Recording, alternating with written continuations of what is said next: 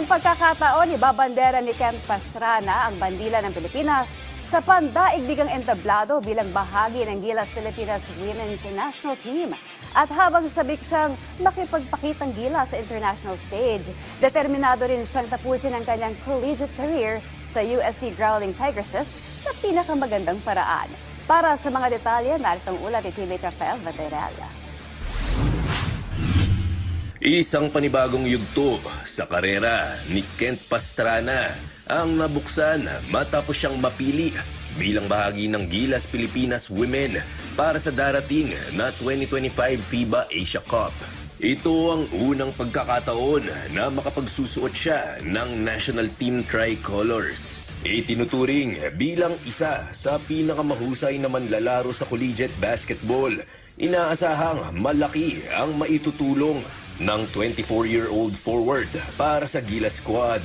Bagamat rookie sa national level, matagal na siyang kinikilala bilang isa sa mga rising stars ng women's basketball sa bansa. Bihira siya binibigay na opportunity sa mga players, and of course, habang naglalaro pa ako sa college team, parang binigyan na ako ng opportunity. Siguro, malaking experience din sa akin na madagdag din sa self ko. And thankful ako kay Coach Heidi na niyagan niya ako maglaro sa national team. And thankful ako sa Gilas Women's Basketball team na binigyan nila ako ng chance to prove myself na makipag-compete sa national team.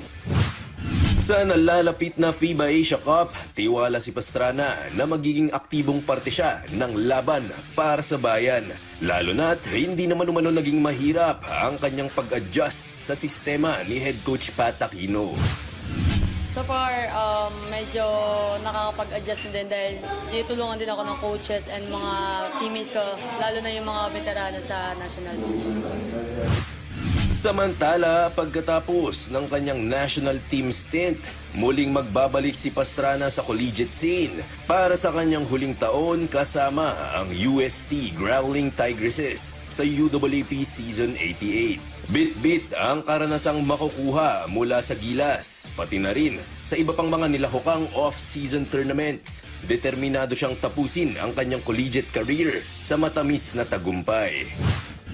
Ken Pastrana is siguro mas marami ng experience na nakuha, lalo na dun sa liga namin na sinalihan yung WMPBL, yung kay Coach Heidi.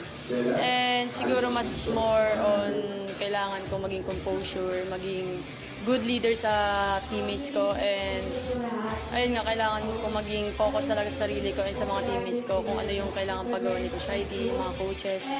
And we'll do our best. I will do my best to win every game kasi yun nga yung pangako namin kailangan coach na last year namin kailangan namin bumalik, mag-comeback kami ulit sa season 88. Rafael Bandairel para sa Atletang Pilipino, para sa Bagong Pilipinas.